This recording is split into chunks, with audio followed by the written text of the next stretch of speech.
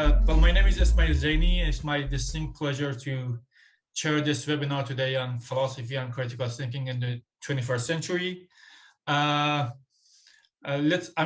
Philosophy and critical thinking seem to be a natural pair. Let's find out what is critical about critical thinking in the 21st century. Yeah, I'm going to hand it over to Dustin Jaybert for, to start the talk, please. Okay, thank you. So usually you all know I like to read scripts and whatnot, but today I wrote down some notes to talk about, what I'm thinking when I'm thinking about what it means to be an intellectual, what it means to be a critical theorist in the 21st century. And recently I started to read quite a bit of Hannah Arendt in preparation for teaching a course on Hannah Arendt. And Hannah thought one of the biggest challenges, one of the most dangerous conditions that we have facing us is the condition of non-thought, the inability to think. So on the one hand, we have scholars, intellectuals, theorists and whatnot who are thinking and cultivating high idea and thinking about very abstract thoughts and somehow applying it to society and applying it to eternal concepts, things like this. And at the same time, in a parallel world, we've got millions upon millions upon millions of people who aren't engaged in thinking at all. Like thought, really critical thinking, thinking in depth about anything serious really isn't in their purview. For some, it's because they can't, right? Just material wise, they don't have the capabilities or possibilities to do it because of their material conditions that they're living in.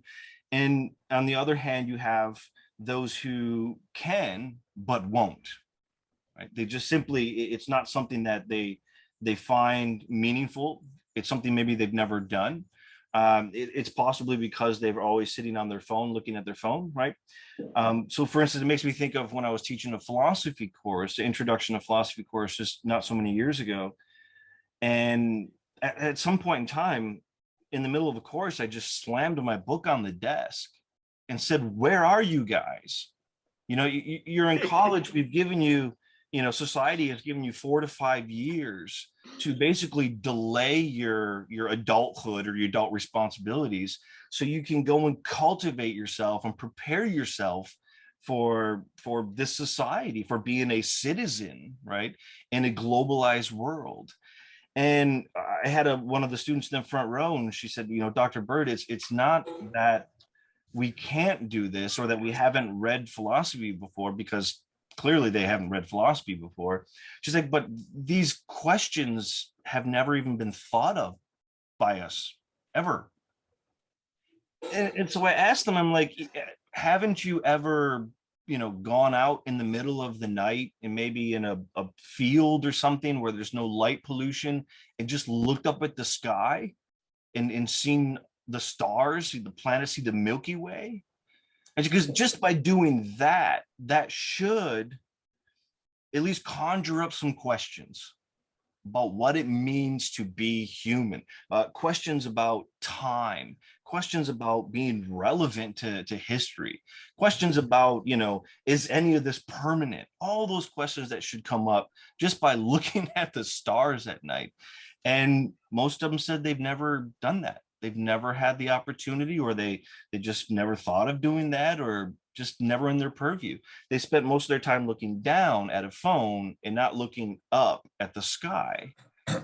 And so for me, looking at this condition, it reminds me of like we're beings towards non-thought.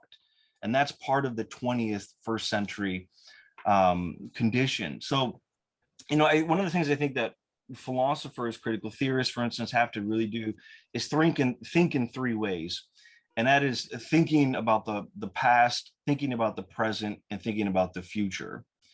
And in thinking about the past, we have to be against the non-thought of purposeful forgetting. And we see that happening right now, at least in America, if you guys have been keeping up with this, with the issue of critical race theory. In that is, critical race theory is a legal theory that looks at how law has been constructed in the United States in such a way that it will benefit one group of people and harm another group of people, intentionally harm another group of people. That'll give all the perks and benefits to one group of people, and that the other group of people will be systematically disenfranchised in so many different ways. And doing it under the guise of actually we're all free, we're all equal, right? And so it looks at the fraud or the hypocrisy of democracy and exposes it. And, you know, so what you have on now conjuring up against the even looking at this, talking about this in schools, is an anti-critical race theory perspective. And so, you know, what's behind that is the purposeful forgetting, the idea that we must forget the history of slavery. We have to forget the history of racism, of Jim Crow, voter suppression, lynching, redlining, because if we don't forget that, we have to confront it. And if we have to confront it, we have to see our own responsibility for getting rid of it. And if we get rid of it, some of us will be losing our privileges. Right. So in that sense, we don't want it to come to the forefront. We certainly don't want our kids to know about it. We want basically the narrative that America is good, has always been good. The Constitution is the most wonderful document ever created. If you ask a Christian, it's second most to the Bible. Right. You know, and somehow then when these bad things do happen within the context of the perfect society, they're just little mistakes.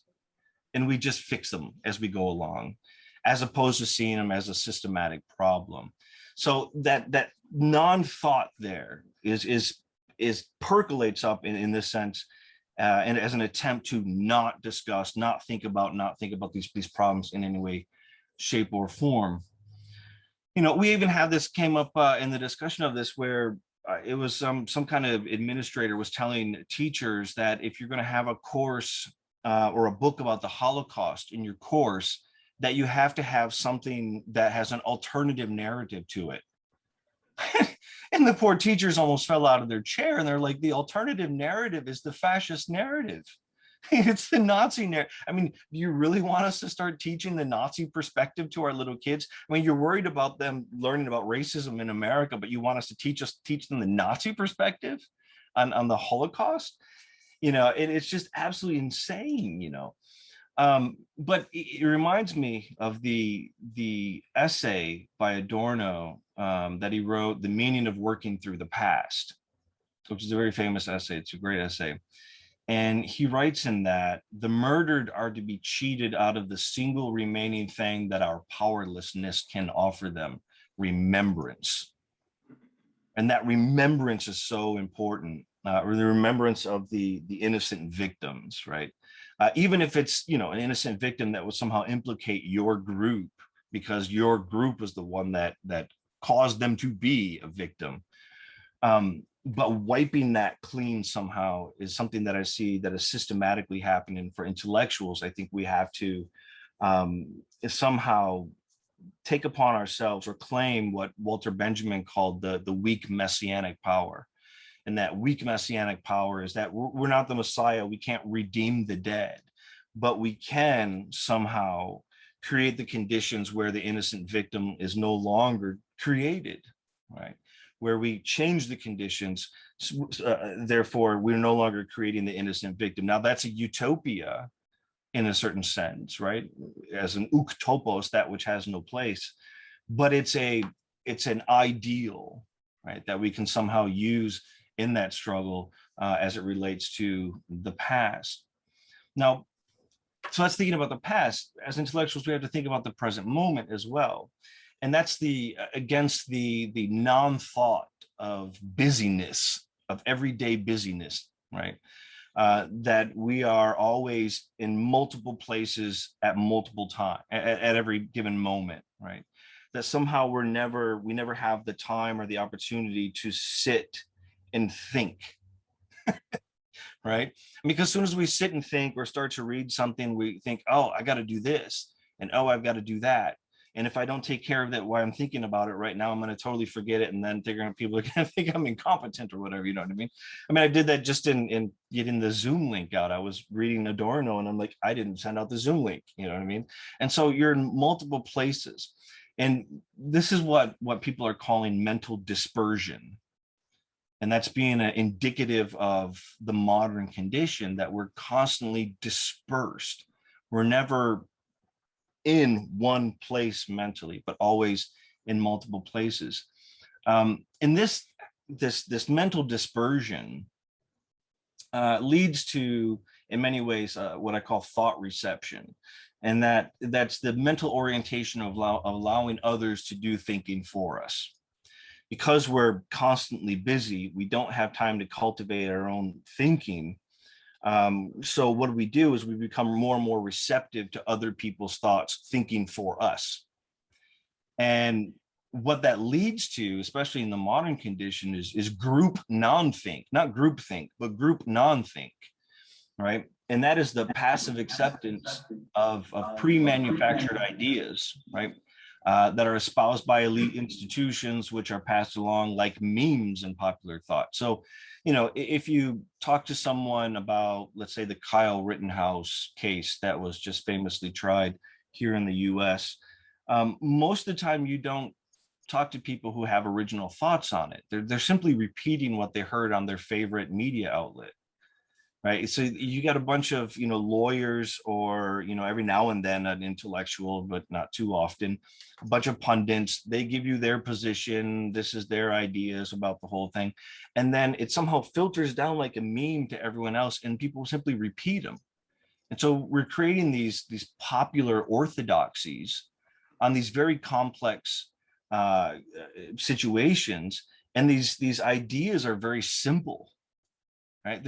They're not, you know, the consequences of in-depth thought and critical thinking, but they're basically orthodoxies that are created by a certain interest that are passed along. And because people don't have time to read and to think and to ponder, this is a substitute. It's an ersatz thinking, if you will, a substitute form of thinking, but it's non-thought.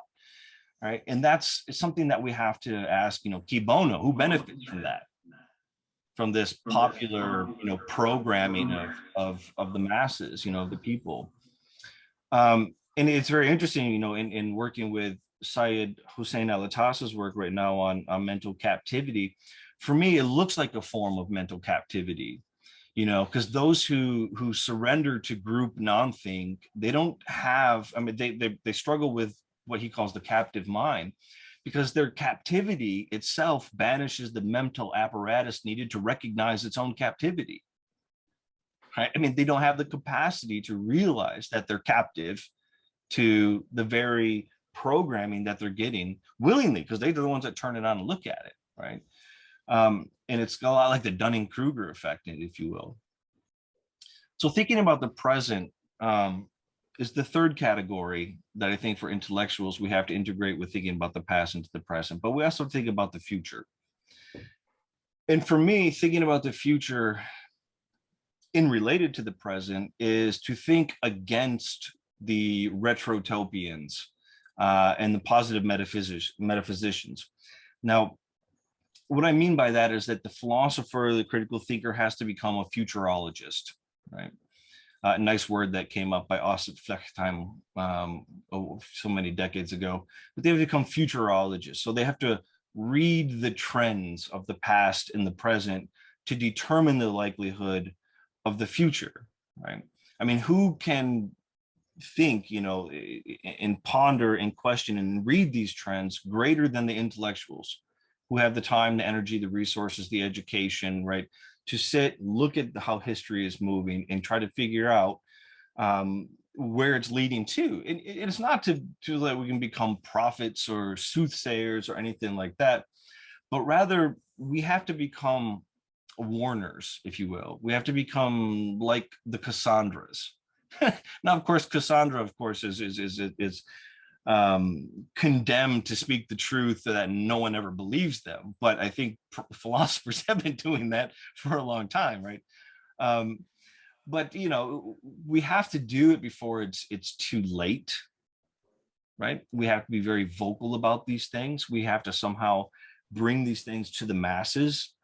this kind of discourse, these kind of questions. And sometimes we don't have all the answers, but people aren't even aware of the questions. So we have to at least bring the questions to the people about where we're heading in the future, right?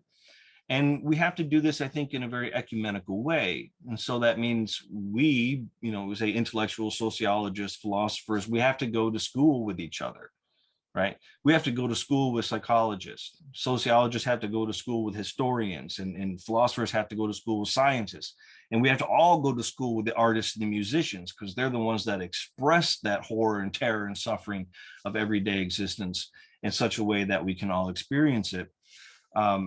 And so we have to be very ecumenical in that, because for me, what I see as one of the greatest threats, at least to Western civilization, and we all know when Western civilization goes through its fits, its collective outbreaks of Thanatos, it migrates to the rest of the world, right? We have to really look at the consequences of neoliberal capitalism in its, I mean, it's optimistic to say late stage, but right? That used to be a more of a buzzword, late stage capitalism. But I think people are very optimistic, but it finds ways to perpetuating itself. But it creates a certain condition that is causing other people to become more and more retrotopian, right? That they're seeing the future of civilization in the past. It's not a future-oriented remembrance of the past, and with a practical intent to alleviate suffering, but it's a future orientation, remembrance of the past to reproduce the past in the future, right? It's reversing the dialectic of history. That which has already been dialectically negated is that which has to be resurrected and brought into the future. And of course, we can see through history, every time there's an attempt to reconstruct the past in the future, it's led to catastrophe. Just absolute catastrophe. And yet, because of modernity is becoming, as Marcuse once called it, just horrible, right? That the modern world is becoming increasingly horrible. And Horkheimer, I think, called it the totally dark world. That it's causing more and more people to look not to the future optimistically, but look to the back, look to what's behind them, look to the past, in a way that's very romantic, and hopefully they can bring those the assurity of the past, of the imagined past, if you will, right, back into the future. And we see this type of problem with the rise of nationalism and fascism in the Western world. 74 million of my compatriots thought it wise to vote for someone who would love to end democracy and install himself as a dictator. And people will deny that that's not what they want.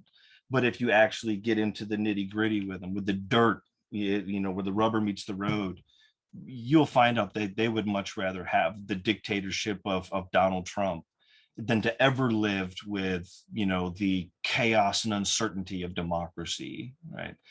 And that's what we're facing.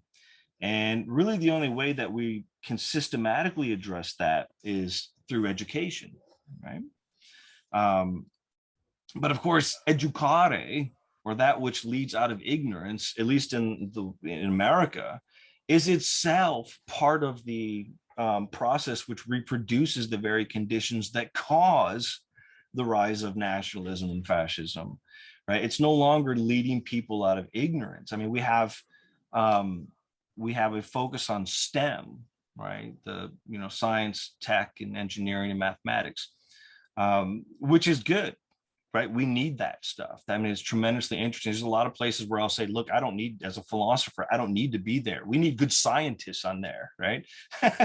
You don't need a philosopher to muck it all up here. You need good science. But we also have to realize that, that to have nations of citizens, they also have to be people who are liberated from ignorance. And that's what education, even educare, back to the Latin, is meant to do. But we've focused on now training over education. We've elevated the arts mechanae, right? The servile arts above the liberal arts, right? The arts liberales. We put job training over literature, over arts, over philosophy, over sociology. So students will say, how the hell is reading Dostoevsky going to get me a job? Right? How is learning about Plato's Republic gonna get me the six figures that I want? Right? And the idea that you get a liberal arts education as a way of becoming a citizen of your country, or a global citizen, that is just melting away, because it comes deeply, things become just pragmatic. I go to college to gain certain skills so I can gain a certain job, so I can gain a certain lifestyle, so I can buy a house in a vanilla suburb and have, 3, imported cars, right? And that's what I call success. And the fact that I don't know anything about Dostoevsky or Plato, or I don't listen to jazz, or none of that's my word, doesn't matter, right? As long as I have the right skills for the right kind of job, for the right kind of lifestyle. And unfortunately, that's the kind of education that produces people who don't know how to resist fascism, who don't know how to resist nationalism, that in some cases are easily recruited into fascism, into nationalism. Adorno levels a new, what he calls the new categorical imperative on us as educators in his essay, Education After Auschwitz. And that is that we should never allow Auschwitz to happen again. And Auschwitz for him, of course, isn't just simply, the extermination of the European Jewry. Auschwitz for him is the total crimes against humanity, right? So Srebrenica would be Auschwitz, right? Rwanda is Auschwitz, right? The mass killing of African Americans, which, let's be honest, it's a mass killing of African Americans, right? That's Auschwitz, this type of return of barbarity, that somehow barbarism survives within democracy. It survives, and fascism survives within democracy, right? And so we have positive duty to somehow combat that as much as we can. And as intellectuals, look, we're not the ones who are going to pick up the guns and go to the jungles and fight. That's not who we are. That's not our specialty, right? When Marcuse was one time called a revolutionary, he said, no, the revolutionaries are in the jungles, right? I'm an intellectual. I create ideas that somehow contributes to those revolutionary changes, but nevertheless, I'm not the revolutionary. And we have to be honest with ourselves and know our position. What can we do? And for me, the greatest thing we can do to resist this type of barbarism of the 21st century is to educate, and educate honestly, critically. And sometimes that means indicting ourselves, but nevertheless, that's what we have to do. Otherwise, we're going to find ourselves in a really bad situation in the 21st century, just as bad as we found in the 20th century. Okay. Thank you very much, Dr. Bird, for the beautiful talk. It was very informative. Now, let's go with Dr. Michael Naughton then. I'm going to hand it over to you, please. Yeah. Thank you. Wow, I thought that was a wonderful summary of where we were, where we are, and where we could be going. I could spend a long time just engaging with what you were saying, Dustin. Very, very thought-provoking. I mean, my own experiences mirror yours, and that's depressing. One thing I would say is that, a lot of my experience, a lot of our experience is engaging with young people. And engaging with young people, I used to find 20 years ago, used to make me feel young. It used to make me feel alive. And it was only when I used to look in the mirror and catch myself and think, who's that old fella? Because I felt young, I felt positive, I felt hopeful. And now I don't feel like that. I think things have gotten exponentially worse over the last 20 years because of where we are in terms of neoliberalism, where we are in terms of higher education, in terms of, we change the relationship between university lecturers or tutors and students when students started to pay for it in the UK. And then they became consumers and they had certain demands and they had certain expectations. And then you started to get certain claims about, you know, if I don't get a first class honours degree, well, that's because you're not teaching me properly. You know, the onus was always on, it's become on to us. And I think there have been a couple of lawsuits, and I see more lawsuits where students don't get the degree that they say they want because the top employers are only looking at people who get a first class honours degree. So what's happened is from 25 years ago, where I went to university and they hadn't given out a first class honours in sociology at Bristol for 5 years when I was a first year, 6 years when I was a second year, and me and this other guy were the first two people for 7 years to get first class honours. It was a very rare thing and it wasn't really required because employers didn't need you to have that. Now, Bristol University is 25–30%.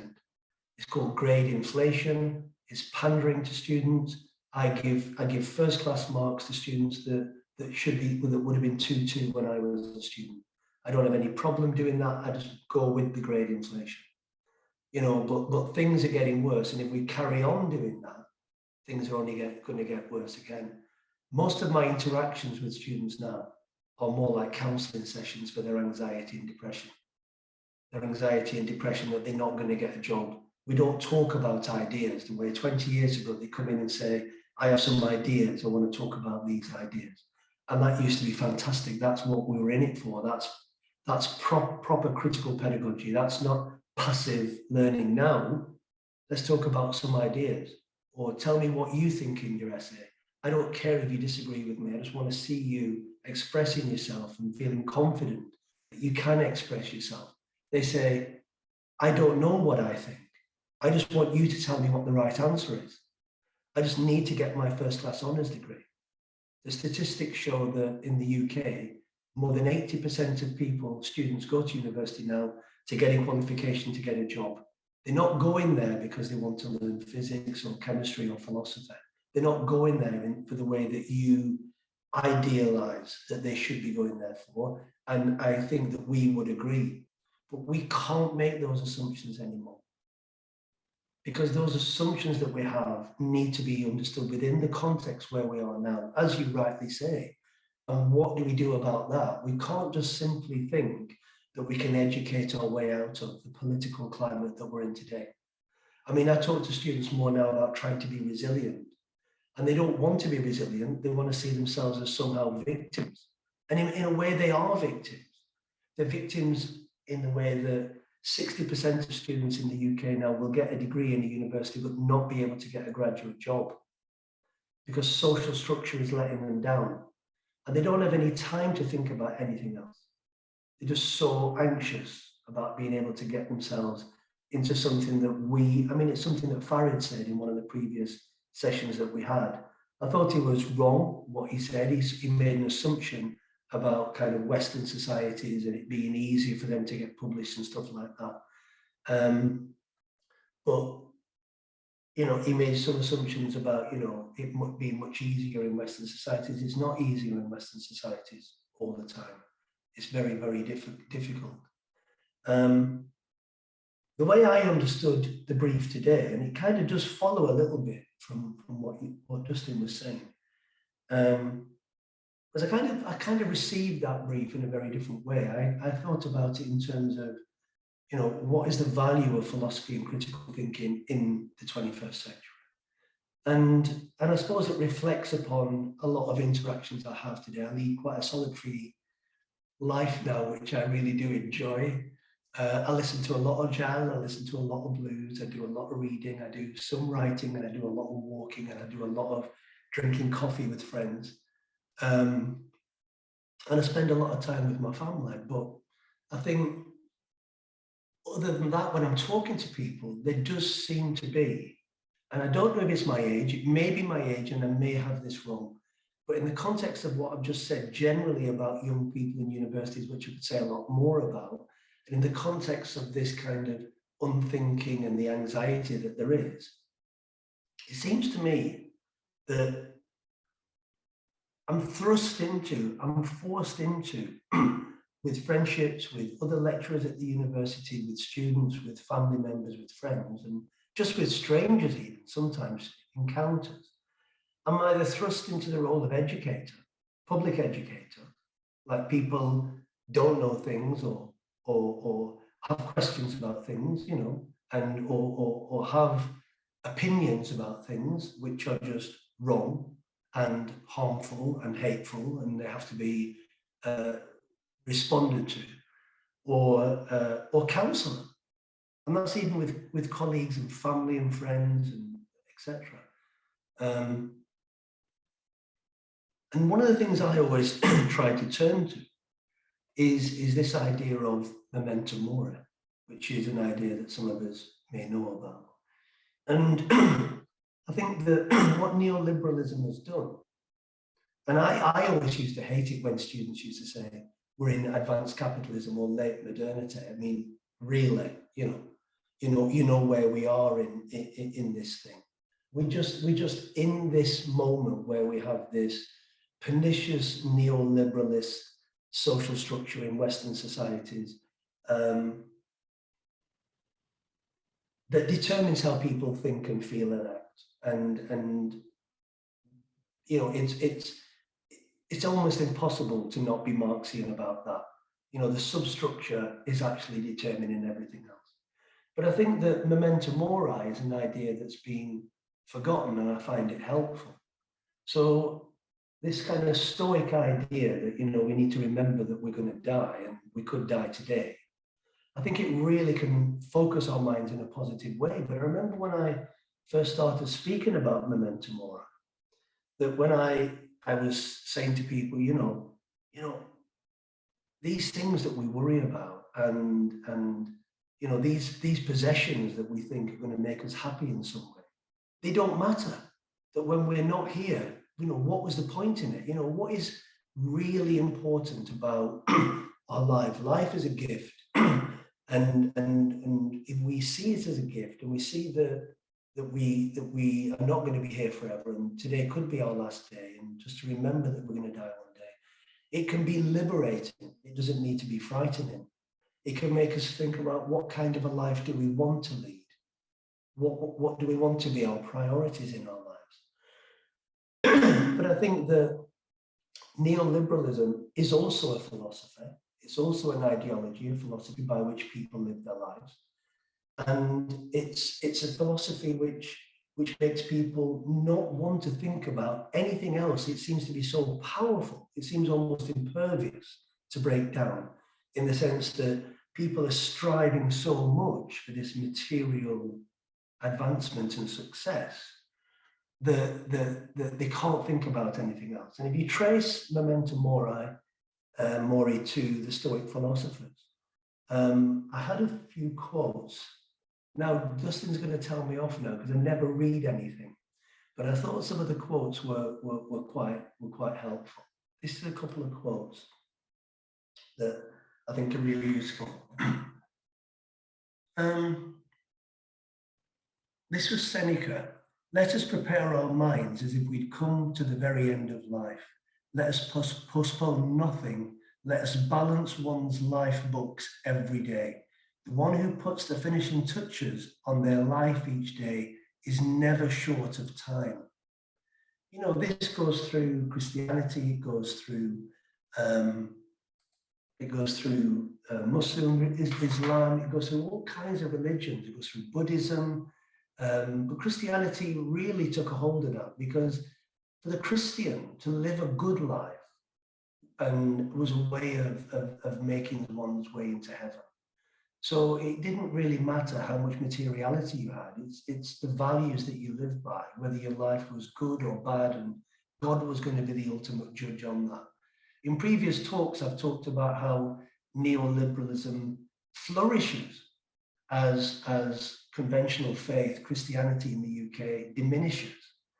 And I think that, you know, there I kind of started to think about, you know, in a sense, was faith or you know, an antidote to neoliberalism in some sense. And I've been thinking further on that, and I think that that must still be true. And memento mori as an idea of, you know, if today is your last day, you know, drawing from that Stoic philosophy and drawing from those ideas that went into various different religions in different ways. I was talking to my uncle in Dublin today, and he was talking about how in the book of Ecclesiasticals, it was very much about, you know, if you've got something to do, do it today, don't leave it for another day. And, you know, if you want to tell your son you love him, ring him now. If you want to tell your mother you love her, ring her now. Don't put that off for tomorrow, because tomorrow may never come. You know, if you want to spend some time with your daughter or your son or your friend, spend that time today, you know. And if you look at the research, I was looking up some research on end of life, and there's been lots of research done on people who are in hospices and asking them, you know, what would you do different, or do you have any regrets about your life? And, you know, there's a joke, you know, nobody ever says, I wish I spent more time in the office, you know, that one. But in a more serious sense, I mean, that is serious. But in a more serious sense, what people say is that they spent so much time doing things that they felt they had to do. You know, like workaholism is supposed to be one of the most, the greatest addictions in Western societies. And I don't think that that's a coincidence. I think workaholism is all about, you know, trying to attain those material rewards and pushing off everything that you say is important. You know, I don't know if you share these experiences, but, you know, in every single British pub, you'll find a drunk at the bar, and they'll be saying, my wife and children are the most important things in my life. But they're stood in that bar every single day and every single night.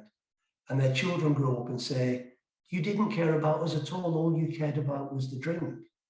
And some people will be at work. I see people getting on trains at 6:30 in the morning, not coming back till 11 o'clock at night, or staying in London for the week.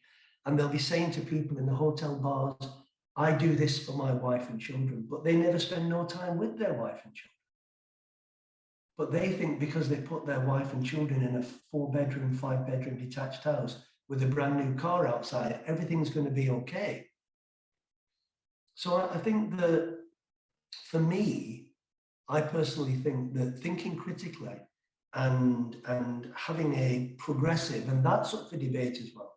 I mean, Dustin talks about how intellectuals, academics should have a leading role, or obliged to have a leading role in changing the world. I remember a school meeting when Boris Johnson, our Conservative Prime Minister, was elected in December 2019 with an 80-seat majority.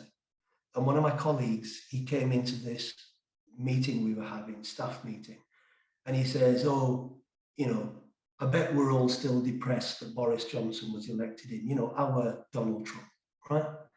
And I said to him, why would you make that assumption? Why would you assume that everybody in here is a socialist and voted for Labour? I wouldn't be surprised if most people in this room, I said, voted for Boris Johnson, right? And then there was silence around the room and everybody looked at the floor. You know, but these assumptions that we make, that academics are somehow going to be the solution to this. You know, most academics that I've met in my life, and, you know, I'm not a traditional conventional academic. I got my job as an academic at 42 years old. And I'm very much, you know, very, very odd person where I work. But most people who I meet who are academics are not those progressive academics. They just are a reflection of the students that we have. So the students that we have, they get a first-class honours degree, they don't know what to do, or they can't get the job that they want. They do a master's degree, they still can't get a job. I know dozens and dozens and dozens like this. They do a PhD. I've written PhD proposals with 4 students. They then get their PhD and they become an academic. And they just do the job of being an academic. So I don't think that academics are anything special. I think they're a reflection of society. And there are academics who obviously have a particular view about what academics should do. And there are other academics, it's just a workaday job. It's just a workaday job. It's nothing special. There's no obligation to make society better, whatever that means. The There's no problem with the students. The students are just what the students are. And let's go out, let's earn our salary, let's have a material life, you know. So I don't think that we can elevate academics onto that level, because I have been disappointed by most academics that I have met in my life so far. I've been disappointed at their lack of activism. I've been disappointed at their selfishness and self-servingness. But they're predominantly middle-class people from a certain habitus, as Bourdieu would say, that actually just live their lives in a certain way.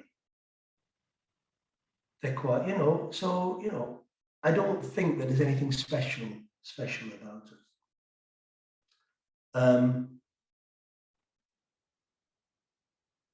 I'm writing a book at the moment, and the conclusion is talking about thinking as resistance, this idea that Deleuze comes out with. And I think that thinking has to be resistance, but it's the materiality of where most people are. And I don't think that that is accidental. You know, it's been designed now.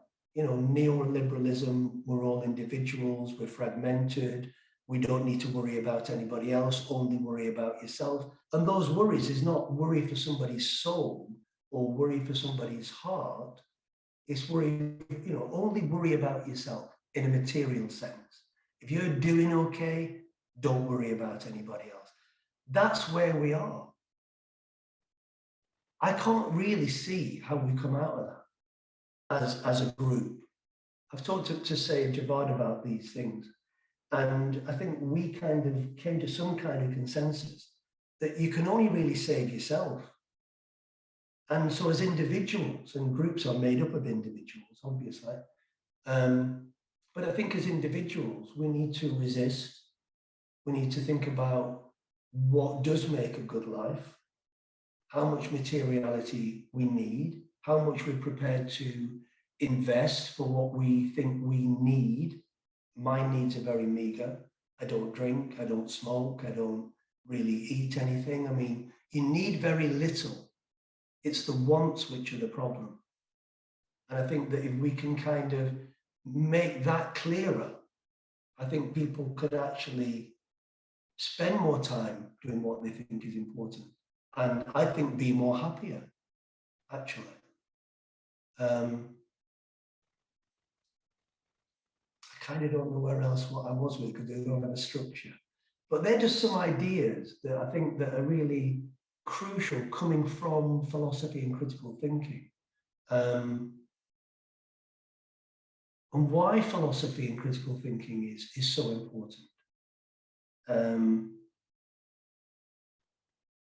In a world where it's too much trouble for people to read a book, you know.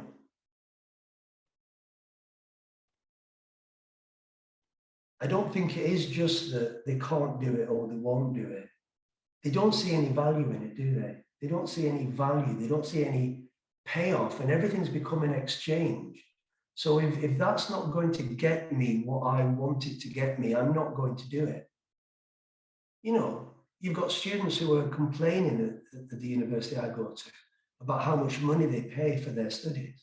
But when they come to the seminars, they haven't done the reading. And you say, well, you know, you complain about how much you pay, but you're not even prepared to do the work. I'm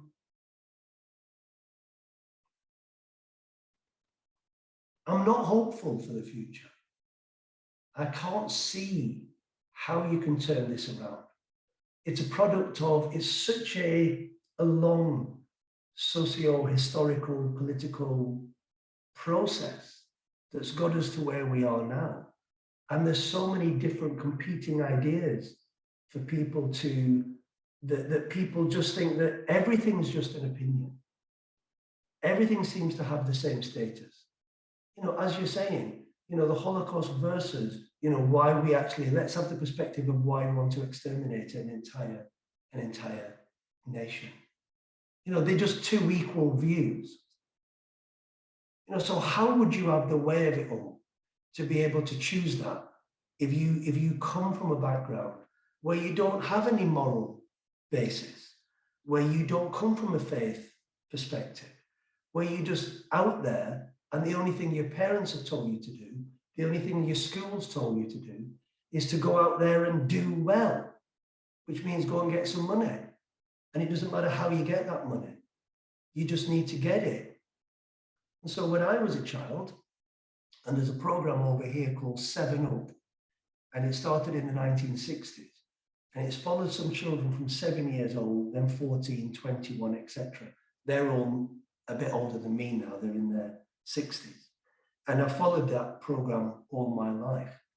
And when those children were 7, you know, what do you want to be? I want to be a doctor. I want to be a soldier. I want to be a firefighter. I want to be a nurse. I want to be a teacher. Why? And they tell you why. They want to do something good in society.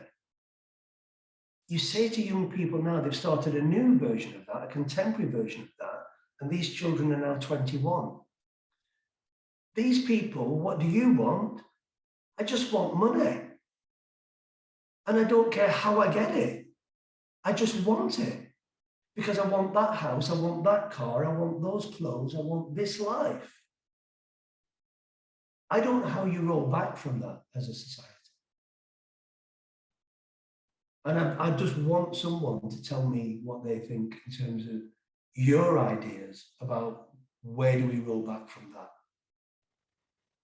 Thank you very much. Thank you very much, Dr. Norton, for raising some very interesting points and questions at the end. I invite Dr. Shariati as the next presenter, please. Hello again. It was terrific to hear Dustin and Michael. And actually, really after that, I don't have much to say because I keep shaking my head, you know, and I'm thinking, my God, right on. When I was thinking about, you know, presenting something here today, I wasn't sure what direction we were going. So I thought, you know, let me just say that Dustin pointed out quite a few things that actually helped me actually build a bridge to what I'm about to say. And Michael also really, by his examples, you know, in many ways crystallized the stuff that I will tell you in a moment in the form of certain concepts that I have memorized from the time when I was a student. At least I can use that as so I can remember it because I was in an environment in which it helped me remember some of this, right? Imagine if I was taken out of that context, I probably wouldn't remember anything. That's the question I ask sometimes my students at the end of the semester. I say, so how many of these are you going to remember like the next semester? You know, they laugh. Because the structure, the way it's said, is really not conducive to critical thinking. The structure, the way it's set up, is not conducive to look at knowledge as cumulative. And I think that I do see a dialectical relationship between the self and society. Certainly, it's important to think in terms of responsibility of the individuals, but also I think a society that sets the tone, a society that sort of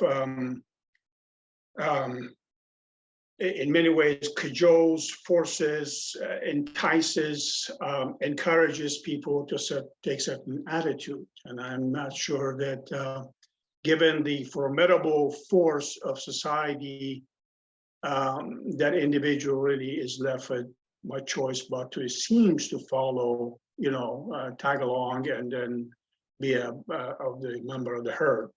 But I think from time to time, we need to look back as educators, we need to look back and say, okay, so is there any way for me that I can confront this structure? And what are the materials, what are the resources at my disposal to be able to confront the structure and tell, and perhaps in a loud voice, tell people that, hey, people, this is not the way things ought to be.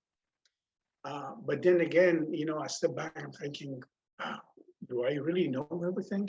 And then I begin to doubt because of, again, the way that the structure in many ways are pulling us in so many different directions, and everything is legitimate. Everybody has an opinion, and we have to respect everybody's opinion, right, Dustin?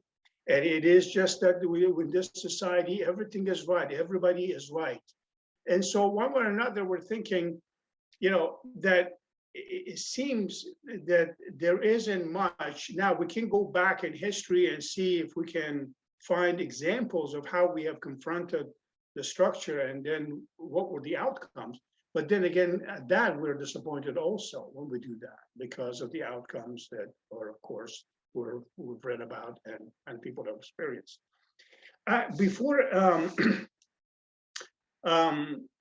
Again, what I would like to do is really to point out that what we need today is more of a sort of a multicultural education. And I think what's really missing in the dominant structure of capitalism and Euro-Atlantic culture, I think, is that, first of all, there is this lip service to the otherness, and of course, the otherness has always been something that has been created as a way of controlling the other. But also in terms of presentation of the otherness, it seems that we need to rethink. So I thought I'd go back to some examples of what we could do to incorporate into our critical outlook, into our discourse, in terms of our understanding ourselves much better. And when I was looking through some material and I was reading and thinking, my God, philosophy has come a long way. First of all, invariably, when we think about philosophy, let me just say this from the outset, that we think about Western Europe. We think about Western philosophy as if there is really no other philosophies, never been, never existed. And the reason, of course, is because it seems we have limited, I don't know, you can correct me, it seems that we have defined philosophy primarily from the point of view of based on the empirical observation. The Western philosophy has always been the dominant because it has always said things that made sense, reason, right? Rational thinking, etc., etc. Now, let me just go back on that to see what is really the origin of reason. And the origin of reason and critical thinking and rational thinking are not Western creations in reality. If anything, they are primarily what I would like to think is human creation, but geographically happen to be outside of Western Europe. So I thought I'd go back to some of these old text research that have been done. In particular, I would like to point out something about the Iranian philosophy, and either before Islam or after Islam. I did a paper a while back on, the title was Pride and Pain and Persepolis, when I looked at the reality of Iranian culture, because sadly there are some people who look at the Iranian culture primarily from the period after Islam, and some that exclusively look at the Iranian history primarily from the point of view of the glory of our ancestors and before Islam. So my point there was that, no, let's look at this whole reality as a tree. The roots and the trunks are in the before Islam, and the branches are pretty much after Islam. That is, Islam came and added to what we already had. And so one of the issues that I looked at, and I did some reading for my own sake, of course, was Zoroastrian philosophy. As you know, Zoroastrian philosophy begins with the idea that the universe is the product of the constant battle between good and evil. And that God Ahura Mazda. Ahura Mazda, by the way, the term means God of wisdom, reason, rationality. Ahura Mazda. And in the process, human beings have a choice. The choice is whether to go with the Ahura Mazda or to go with the Ahriman, the evil side. So in that choice, you have a choice, but then be prepared to put up with the consequences, whatever direction you go. We prefer that you go with Ahura Mazda, the God of wisdom. In other words, think about the reality. So this is a philosophy that, of course, existed before Islam, dating back anywhere from 3,000 years ago to 8,000 years ago, which really means that the Greek philosophy really is a sort of an offshoot of this kind of reasoning that existed before Socrates and Plato and Aristotle and the rest, of course. Now, let me just say this, that I have the greatest respect for those philosophers that have given us so much to think about, but that wasn't the beginning. That wasn't the alpha and the omega. That was perhaps in addition to what humanity had already started, that is wondering about the universe. Who are we? Where are we going? These were fundamental questions. In fact, that's the foundation of critical thinking. That's the foundation of reasoning, rational thinking. And then, of course, we come to period of post-Islam history of Iran and that whole area, not just Iran, but the Islamic civilization. And then, very interesting, I had no idea. I had no idea about some of these schools of jurisprudence in Islam, the four main Sunni branch. One of them is called Mu'tazila. Mu'tazila are famous for arguing in terms of reason, that you define yourself, you human being exist because of your ability to reason. You have the capacity to engage with fellow human beings in a rational dialogue about who we are, where we're going. And in fact, of course, a lot of other things that followed. And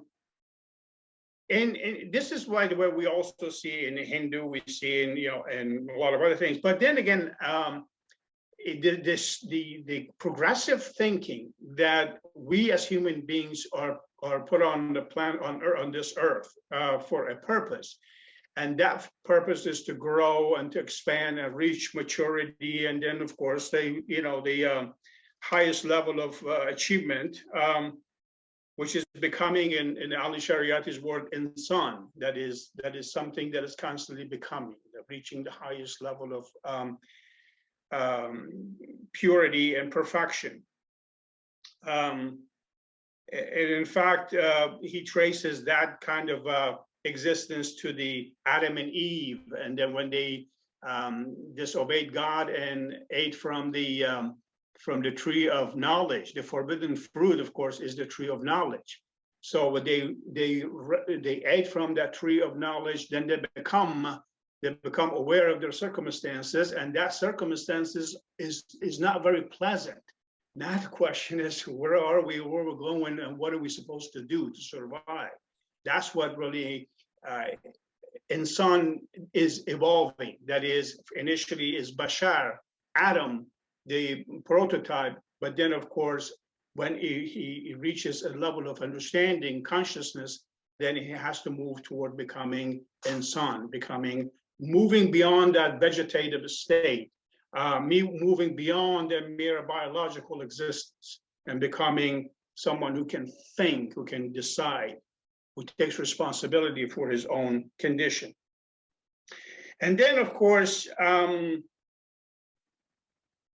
and let's just say this, that there is really no end in this. It's waiting for Godot. It's, you have to do your best. It's like a communism that will never be achieved. It's like a waiting for the savior that will never come. That is, you have to do your best in order to move your society forward.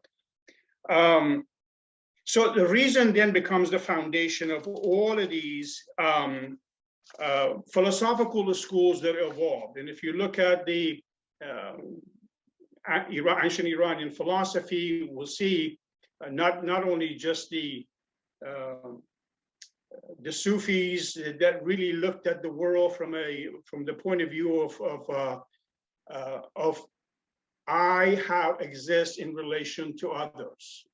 Abu Sayyid al-Khair, Abu Hassan Kharagani, who was famous for saying that if somebody came to my house, feed them, don't ask their faith, don't ask anything about who they are, what they believe in. This is you're talking about the 4th, 5th century, okay, way before Europe even existed in terms of its ability to think and go beyond. I forgot to mention Nahjul Balagha of Imam Ali. When you read the letters and when you read the theses, it's just an incredible display of awareness about the nature of human beings and the possibilities, and also what could go wrong. And justice has always been, by the way, rational thinking, reason, and justice have always been the foundation.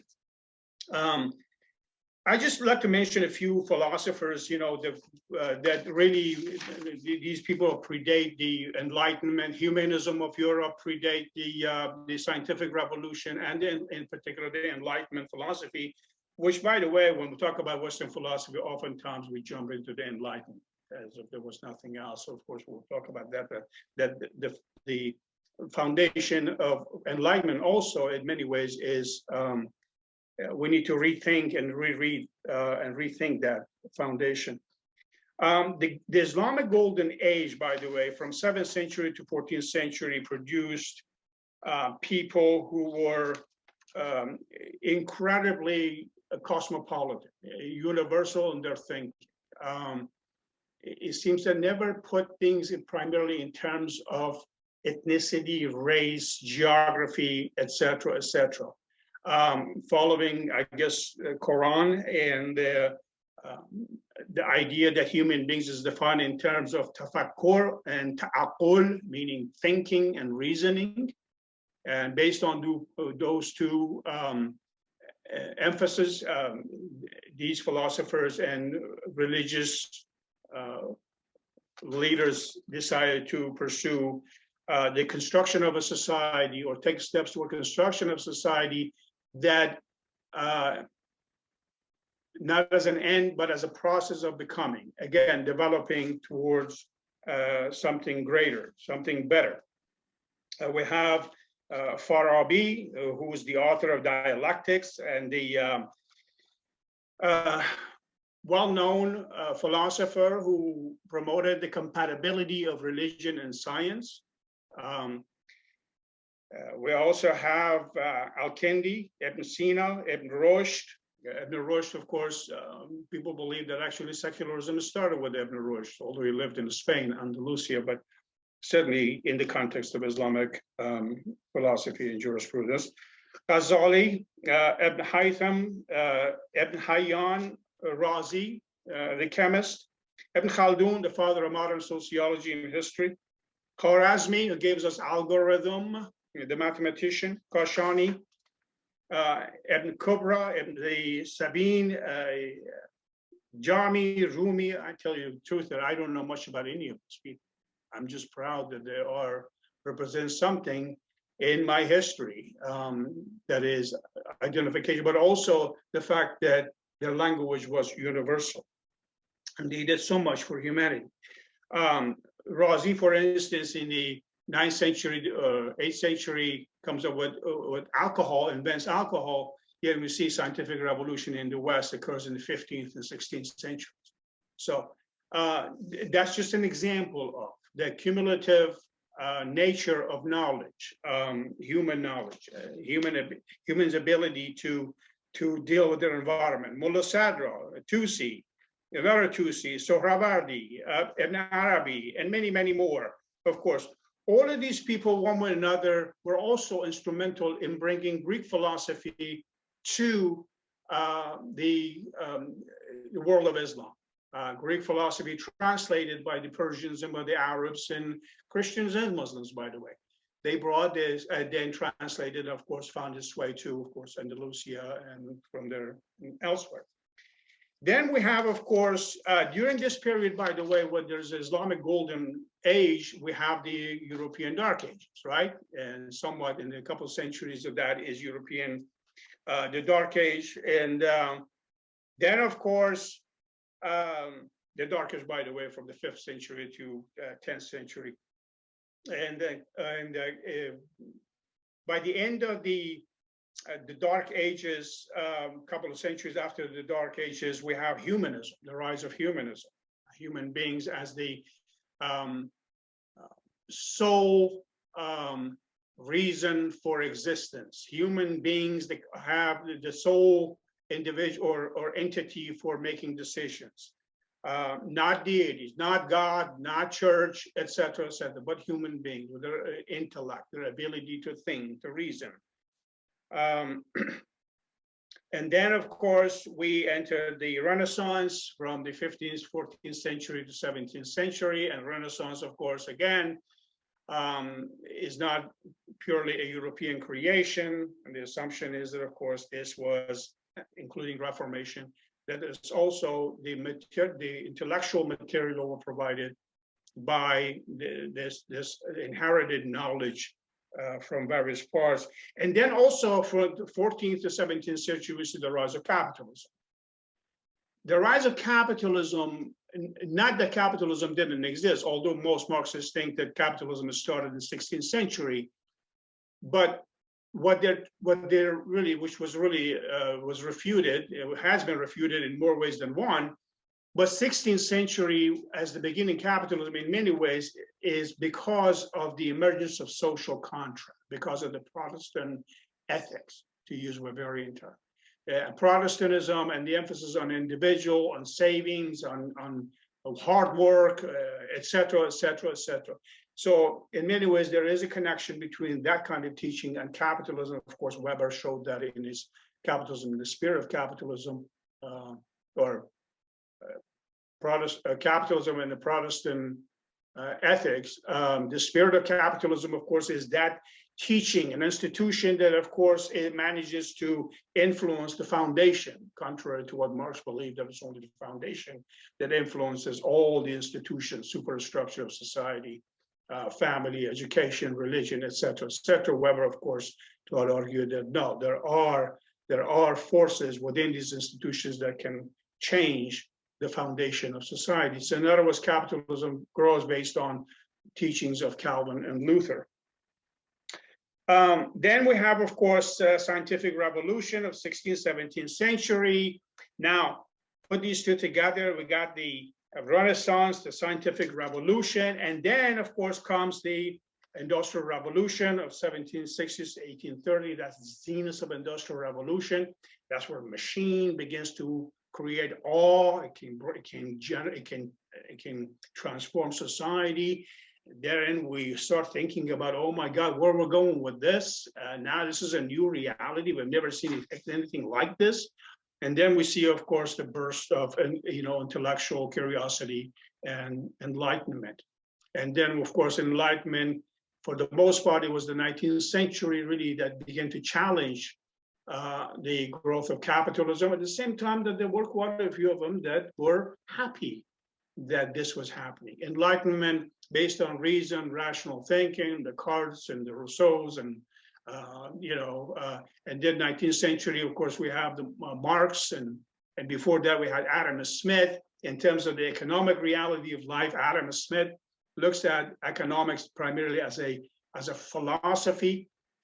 He writes his first book on link between human beings in our everyday life and social reality, and call it a theory of moral sentiment. Moral sentiment. As a human beings, there is something innate about me that I'm happy with my fellow men are happy, and I get upset and hurt when my fellow men get hurt. He's used an example of if there's an earthquake in China, in Europe, yeah, I hear that, I get upset, right? Yet I don't know these people, but there is something built in. There is that morality part. Now, I don't want to get into that, but then in the case of Adam Smith, we also have the wealth of nations. The wealth of nations, just think about this. Here's the guy who looks at humanity as being part of a larger entity, and it can feel the pains of fellow man. Yet look at how the wealth of nation is being interpreted. that this selfish, greedy thing, but it's all good because it can lead to progress. You see, that's the interpretation. Far from that. Adam Smith never intended something like that. Selfishness in the sense that if you do good things for society because you want to protect your own interests, so inadvertently you protect the interests of society. That's what he meant by really selfishness. Not that just greed, not just accumulation for no purpose as an end in itself. So the Enlightenment philosophy, of course, even that during that period of time, we're all familiar with Auguste Comte, right? Who's known as the father of modern sociology. This guy complained that what's with these people, these Enlightenment philosophers, constantly talking about negative things. No, things are going towards greatness. We're going to survive this. We're going to make it better. So he looks at theological, metaphysical, and then he says, ultimately, we're going to reach positivism. Positivism, good, scientific, science can come to the rescue. And that's where it started. We started to think about science as a solution, as the Messiah. But then, of course, then we ended up, in many ways, becoming victim of this emphasis on machine and as a byproduct of scientific progress and the environmental destruction. And of course, the social institutions that were primarily designed not for the original, continue to operate not as a, perhaps as an auxiliary institution to larger social system on which they had no control, no influence. So philosophy then evolves, and then if you look at Marxist philosophy, we see that it's sort of somewhat as a different outlook on life than Hegelian philosophy. I don't mean just materialism versus idealism, but what I mean is that Marx really believed that philosophy had the opportunity to change the world for the better, right? Remember, what did he say? That the philosophers constantly explaining the world. The purpose is to change the world. And based on that, of course, from 19th century on, we've seen development of various fields in philosophy, continental philosophy that came out of that shell, and started thinking about scientific procedure perhaps to be used in the process of understanding society and trying to challenge the status quo and perhaps or confront the power. I'm not sure they were that radical really, but and then of course we have all of these paradigms, within some philosophy of science, critical realism. After positivism, then came hermeneutics, and then critical realism in particular, of course, came from philosophy. Roy Boscov was a British philosopher philosopher native of Indian descent, who introduced the notion of critical realism as a way of delving or going beneath the veneer that exists, that empiricism is presenting that as this incredible reality, glitter, right? Progress, machine, beautiful, big things. So critical realism in many ways, it says, let's go beneath the veneer to see really what's really happening here.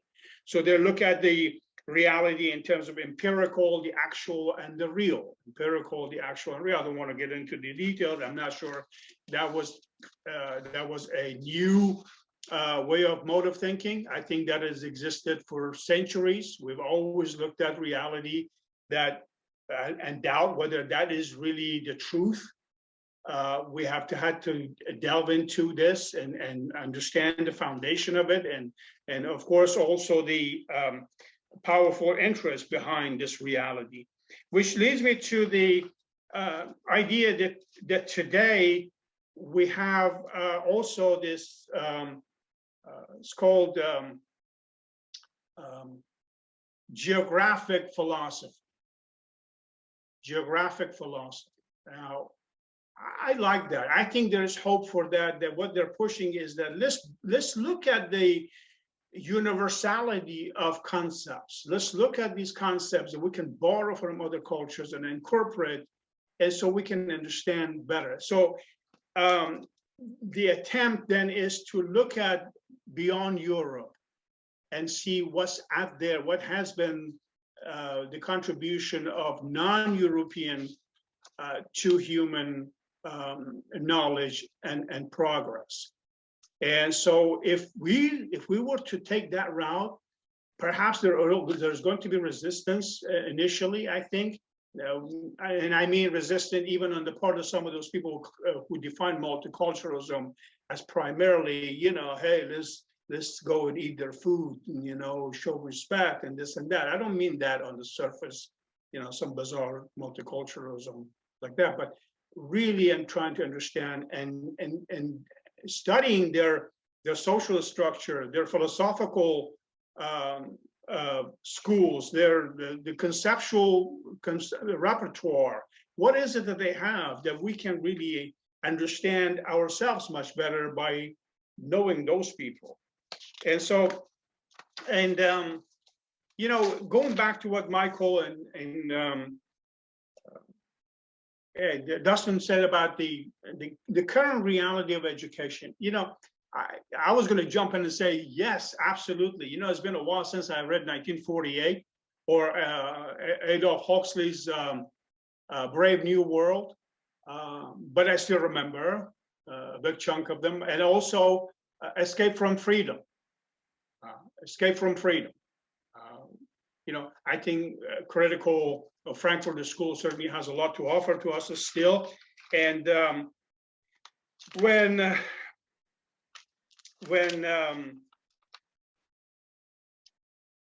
Erich Fromm presented that notion that escape from freedom, there was just massive confusion as to what did he mean by that. Escape from what free? What does that mean, escape from freedom? But escape from this very reality that Dustin and Michael talked about, the reality. Let's understand this reality. But then again, there is this fear of knowing, to liberating themselves, emancipating themselves, because it means incredible amount of responsibility. On top of that, again, let's look at fetishism of commodities. It's a world of commodities, is overwhelming, and people want that, right? It's much broader than Marcuse's Joe six-pack, right? That it's work and come home, have the six-pack, and then tomorrow the same thing repeated, the same cycle over and over and over. And so it doesn't leave much room for critical thinking. It doesn't leave much room for thinking, let alone critical thinking. And so Escape from Freedom and the Brave New World in 1948 and many others, and today continue to talk in these groups, small groups like us here. But the question is that we're losing the war because we're dealing with an empirical reality that is overwhelming. We cannot counter the commodity fetishism. We cannot counter commodification of everyday life. I can do that individually. Perhaps I can talk to my neighbor. Maybe I can, we can start perhaps forming a small group to think and maybe educate more. But going back to your argument, Dustin, our students are in a different planet. You talk about something, let's say in your class, you talk about Aristotle, the moment he loses you in the class, of course, his cell phone is there, right? He can always Google it for you. He doesn't need you. He doesn't need me. When I talk about philosophical foundation of economics or sociological theory in the context of, let's say, Enlightenment philosophy, right? They're looking at me and say, wait a minute, what is this class? Is this economics or is this philosophy? Do you see the disconnect here? Because we are in many ways teaching them techniques. To me, economics, sociology, anthropology, all of these are techniques of studying history. But then that history has to have some sort of ontological, foundation. I have to have an ontology. I have to have a direction. What is the purpose? What's the meaning of life, right? On that basis, then I can talk about the reality that we're all in it. So it is, I share your pessimism, but then again, you know, and I don't blame myself, and you shouldn't blame yourself, because really we're struggling. We're struggling. We're becoming more of a profession, right? Educators as professionals, paycheck, not as people who can shake the world and make things happen. It's just not going to happen, right? And again, the power of commodity, the power of exchange, the power of alienation, that this society is well equipped and has great experience in history in imposing. So I'm hoping that, again, as we move into the future, Western philosophy, again, I really, my information is anecdotal in philosophy, and I don't have any formal training. My fields are economics and sociology, but and history a little bit. But I think that philosophy still has much to say. Philosophy can really control the way science has been used and abused. Philosophy can perhaps help us restructure the educational institutions, and the production process, the labor process. But we need to learn, and then organization of what we need is organization to accomplish some of these work. And just to summarize, when this morning I was listening to NPR, National Public Radio, regarding this kid, Kyle Rittenhouse, who killed 2 people and injured a third, and somebody's already nominating him to run for Congress. Some other people said, well, he should run for Senate. I'll vote for him. Yeah. See, he's a 17-year-old with AR-15, a military-grade weapon, killing 2 people in the street. 17-year-old. Nobody's asking, what was his mother? His father's not known, I guess. What is his father? What's his mother? What is he doing what is a 17-year-old doing with an AR-15 out in the street? And then the fear is that, you know, this could set the tone for the coming developments in a couple of years. Perhaps, you know, you mentioned Trump. It's very possible that we end up with him again, or somebody like him, because you see how polarized this society is. But once this society, if this is something happens in this society, one way or another, it's going to affect the rest of society because of the military, economic, political, and cultural influence of the US around the world. Truly a hegemonic force. And so it's really important, you know, that intellectuals within Western societies like the US, you know, be at the forefront of really making sure that these changes don't get out of hand. Thank you, everybody. Sorry it took too long.